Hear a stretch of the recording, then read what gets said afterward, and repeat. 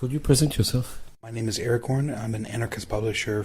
I live in Berkeley, California, and I'm from Michigan. Could you speak about your background? My mother's family is native from Michigan. They have been back from northern Michigan as far as they can remember, so many generations.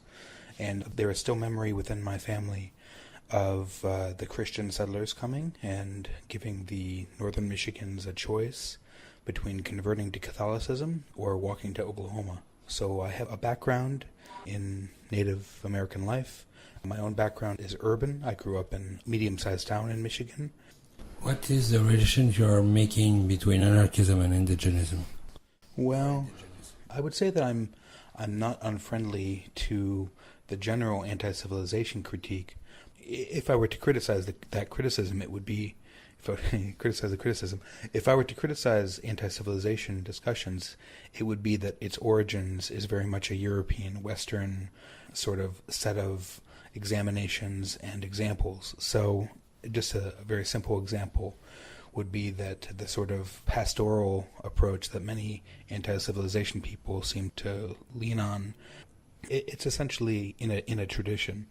So I guess my confrontation with that would be that there are traditions that are very different than these traditions that are more local. In other words, I do think that the traditions that originate in Northern America, what we call the North American continent, are worth examining, are worth understanding, and to put it more bluntly, I think that most European approaches to the kind of problems that we face as a broader civilization are not appropriate for here. So what can be appropriate for here? Well, I mean, there's a strategic element to that conversation, and then there's a form of life. So I think that I personally believe that natives, by and large, in this environment, lived in small bands. They, by and large, traveled. They had relationships that were, less complicated and involved smaller numbers of people. So to talk about a transition between the world that we live in now and sort of a hunter-gatherer society, that's a terrible conversation to have. Because by and large, what you end up getting trapped into is one of the most kind of pernicious of Western ideas, which is called humanism. And this is the idea that human life is good, and if human life is good, then more human life is better. And so the extension of humanist ideas in the modern world is that the most humans are the best. And so this means that all of the kind of humanist logic is that any conversation that imagines less people is by nature like a morally loaded. Humanists are against talking about there being fewer people than there are today. So that a humanist argument is diametrically opposed to the idea of living in smaller groups of people. And what was the problem with between anarchist and indigenous people to meet more often? Part of the complication, I'm not exactly sure what you mean by the question, but where I go here is that I would like other indigenous people to talk clearly about a path by which people who were born in this continent could become indigenous to this continent. In other words, genocide has not been completed, but it's damn close. And so this means that for people who feel the explicit pain of genocide, they're touchy on the subject. And so as a result, it means that many self-described Native people and Native communities, they want nothing to do with the people who they can pretty rightfully say were somewhat responsible for the genocide.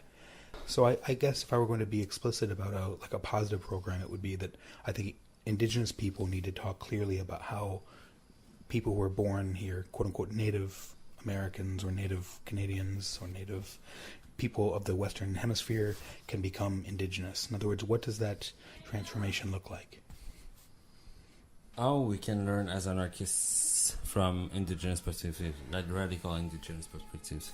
Yeah, that's very difficult because, one of the first things that anarchists or, as a broad category, white people have to recognize is that indigenous people may not want to teach them. And so the answer is that it might not be possible. In other words, we might be too far gone.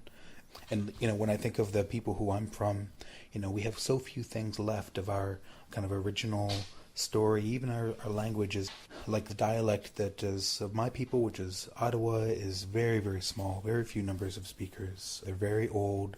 The larger language set, which is Chippewa, or Anishinaabe, there's more speakers, but there's probably many more in Canada than there are in the U.S., and these borders are totally real within this context. But more than that, almost every Native person who I've met who is, like of the people who I'm from or my heritage, they almost all are either Christians or went to Christian boarding schools or have been touched by genocide, to put it bluntly.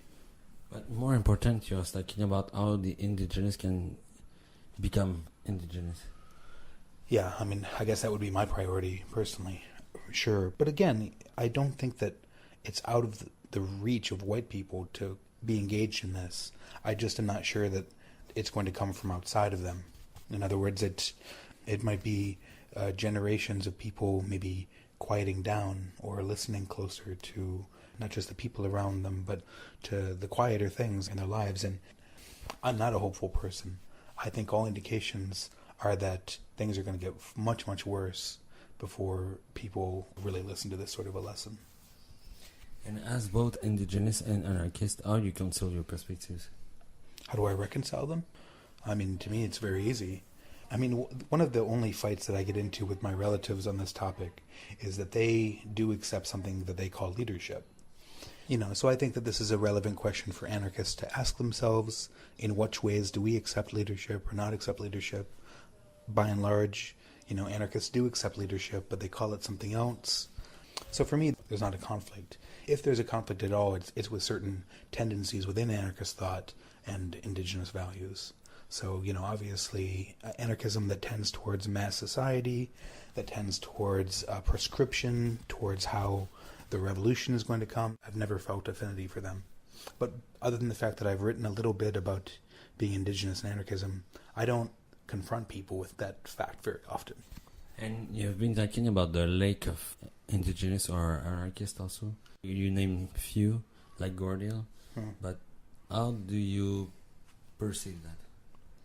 Well, there's also a very good article that just came from the Sovereign Self about 2 or 3 months ago called Egoist Indigenous, which was a really good article. I recommend checking that out. But this is the same reason why, if you go to most of the larger reservations, the countercultural natives are still listening to heavy metal. In other words, life in the reservation, to the extent to which those are the larger populations of native people, it's behind the times, to put it gently. And so how would these people even be exposed to anarchist thought or really even radical political thought at all? I hate to say it, but the two best examples of radical messages reaching them are Rage Against the Machine, which is a popular band, and Blackfire, which is a native band from Arizona. I visited them last year in Arizona, and their setup there was very, very impressive. They were involved in is it Sugarwater Mountain, or maybe it was San Francisco Mountains in Arizona, the water fight that's happening there. And the kind of main person who's associated with this is a very charismatic, you can imagine that he's a very compelling person. Not to criticize, and I really don't want to criticize, but for me, the force of genocide is, this is a horrific, horrible machine that grinds people to death. And as much as I respect the spirit of people who resist it and who are willing to stand up against it, that role is not for everybody. And I don't want people to feel like they can't participate in these sorts of conversations or in this sort of thinking if they're not the kind of person who wants to stand up against the monsters of this world. So I give the Blackfire people, a lot of credit for how powerful and willing that they are and willing to be warriors. But I also just want to say that these machines will destroy you. And so I don't necessarily think that it's as simple of an answer that if we all stand up against it, that somehow we're going to stop it. I feel like, Montreal over the last few weeks, if it shows anything, it's that the police are still very effective at policing.